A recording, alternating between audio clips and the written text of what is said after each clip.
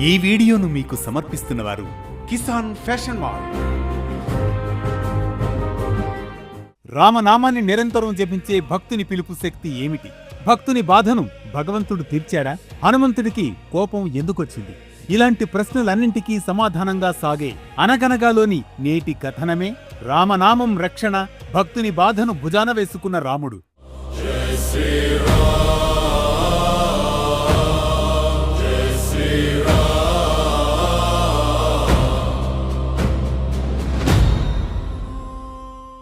అనగనగా అది త్రేతాయుగంలోని సమయం. అయోధ్య ధర్మానికి నిలయంగా నిలిచిన పవిత్ర భూమి.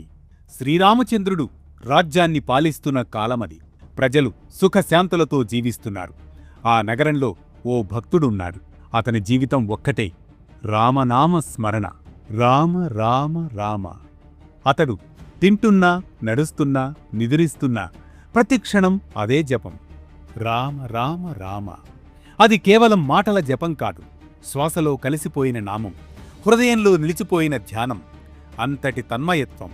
అతని కళ్లల్లో ప్రపంచం కనిపించదు, చెవుల్లో ఇతర శబ్దాలు వినిపించవు. అంతా రామనామమే. పరమ సత్యంలా అనుభూతి చెందుతూ ఉంటాడు ఆ భక్తుడు. ఒకరోజు సాధారణ మానవుడిలా శరీర అవసరాల కోసం వెళ్ళినప్పుడు కూడా మనస్సు మాత్రం ఆ పరమాత్మలోనే లీనమై ఉంటుంది. తనకు తెలియకుండానే ఆలోచనల మధ్యలో, శ్వాసల మధ్యలో సహజంగా జారిపడుతోంది అదే నామం, రామ రామ రామ. అతడు ఆపాలని ప్రయత్నించలేదు, ఆపలేడు కూడా. ఎందుకంటే అది అలవాటు కాదు, అది అతని స్వభావం. శరీరం ఒక పని చేస్తోంది, కాని ఆత్మ మాత్రం నిరంతరం రామధ్యానంలోనే విహరిస్తోంది. ఆ క్షణంలో ఆ భక్తుని స్థితి గంగానదిలో ప్రవహించే జలంలా నిరంతరంగా, దీపంలో వెలిగే జ్వాలలా అచంచలంగా, రామనామంలో పూర్తిగా లీనమైన ఆత్మస్థితి. అదృశ్య రూపంలో అక్కడే విహరిస్తున్న వాయుపుత్రుడు హనుమంతుడు ఆ భక్తుని ప్రతి కదలికను గమనిస్తూ ఉన్నాడు. మొదట అతని నామస్మరణ చూసి హృదయం హర్షంతో నిండిపోయింది. ఎంత అఖండ భక్తి! ప్రతి శ్వాసలో రామనామమే అని ఆనందించాడు హనుమంతుడు. కాని అదే క్షణంలో ఆ భక్తుడు అపవిత్ర స్థితిలో ఉండగానే రామ రామ అని జపించడం ఆయన దృష్టిలో పడింది. ఆనందం ఒక్కసారిగా ఆగ్రహంగా మారింది. హనుమంతుడి కళ్లల్లో అగ్ని మెరిసింది. అయ్యో, ఇది ఏ విధమైన అజ్ఞానం!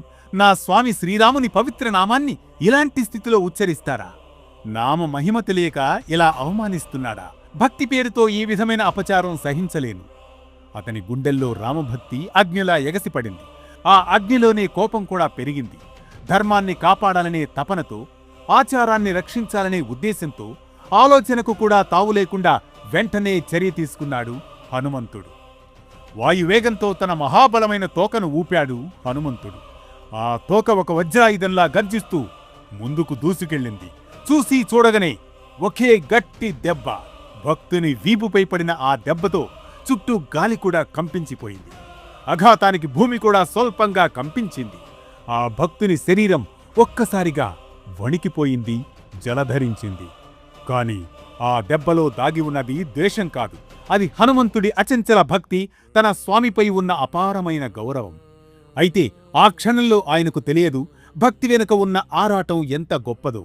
ఆ దెబ్బకు స్వయంగా శ్రీరాముడే స్పందించబోతున్నాడని. రామా రక్షించు! వేదనతో ఆ భక్తుడు కేకవేస్తాడు. ఆ క్షణంలో ఒక అద్భుతం జరిగింది. ఆ భక్తుడికి నొప్పి క్షణాల్లో తగ్గిపోయింది. కాని అదే సమయం అయోధ్యలోని రాజభవనం. అన్నా, ఏమైంది? మీ వీపుపై ఈ గాయాలేమిటి? అంటూ లక్ష్మణుడు ఆందోళన చెందుతాడు రామునితో. సీతమ్మ కూడా కంటతడి పెడుతూ, ప్రభు, ఎవరు ఇలా చేశారు? ఎంత దెబ్బ తగిలింది? అంటూ కన్నీరు పెట్టుకుంటుంది సీతమ్మ. శ్రీరాముడు వీపుపై రక్తసిక్తమైన వాతలతో బాధపడుతున్నాడు. సీతమ్మ వెంటనే నవనీతం తీసుకువచ్చి రాస్తోంది. కాని మంట తగ్గలేదు. అప్పుడే అక్కడకు చేరుకున్నాడు హనుమంతుడు. విస్మయంతో, బాధతో, స్వామి, ఇది ఎవరి దుశ్చర్య? చెప్పండి, వెంటనే శిక్షిస్తాను అంటూ ఆగ్రహిస్తాడు హనుమంతుడు. రాముడు మెల్లగా చిరునవ్వు నవ్వాడు. హనుమా, ఆ దెబ్బ నీవే వేసింది హనుమా. నేనా స్వామి? ఎలా సాధ్యం? ఒక భక్తుడు ఆపదలో రామా అని నన్ను పిలిచాడు. అతడు ఆ దెబ్బను భరించలేడు, కాబట్టి ఆ బాధను నేనే స్వీకరించాను హనుమ. ఆ మాటలు విన్న హనుమ హృదయం కరిగిపోయింది. స్వామి, నేను అజ్ఞానంతో పాపం చేశాను. భక్తుని స్థితి చూడకుండా కోపంతో ప్రవర్తించాను. క్షమించండి ప్రభు, క్షమించండి. హనుమ, భక్తి అంటే ఆచారం మాత్రమే కాదు, ఆరాటం కూడా. అతడు నన్ను ఎంత ప్రేమతో జపిస్తున్నాడో చూడు. హనుమంతుడు వెంటనే ఆ భక్తుని తీసుకువచ్చాడు. ప్రభు, మీ నామమే నాకు ప్రాణం అంటూ ఆ భక్తుడు కూడా వినమ్రంగా రాముని నమస్కరించాడు. హనుమంతుడు ఆ భక్తుడు కలిసి రామనామాన్ని జపిస్తూ నవనీతాన్ని రాముని వీపుపై పోస్తారు. అందరూ కలిసి రామ రామ రామ అంటూ జపిస్తారు. ఆశ్చర్యం! క్షణంలోనే ఆ గాయాలు మాయమైపోయాయి. మంట తగ్గిపోయింది. జై శ్రీరామ్ అంటూ ఆనందంతో గంతులేస్తాడు హనుమంతుడు. అలాగే తనతో ఉన్న ఆ భక్తుణ్ణి కూడా ఆలింగనం చేసుకుంటాడు హనుమ. ఇది వాల్మీకి రామాయణం, ఆధ్యాత్మ రామాయణం, భాగవతం లేదా ఇతర ప్రామాణిక పురాణాల్లోనిది కాదు.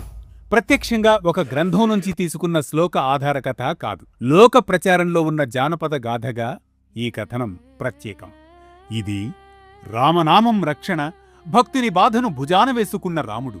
ఈ కథనం మనకిచ్చే సామాజిక సందేశం ఒక్కటే: భక్తుడు ఎలాంటి స్థితిలో ఉన్నా హృదయపూర్వకంగా రామా అని పిలిస్తే ఆ స్వామి వెంటనే స్పందిస్తాడని, భక్తుని బాధను తన బాధగా స్వీకరిస్తాడని, ఆచారాల కంటే ఆరాటం గొప్పదని, భక్తుడి పిలిపే భగవంతుడికి ఓ ఆజ్ఞ అని.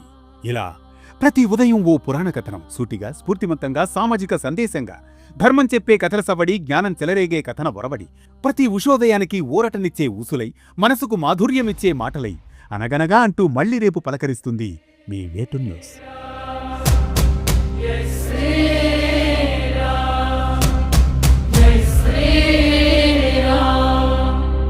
జై శ్రీ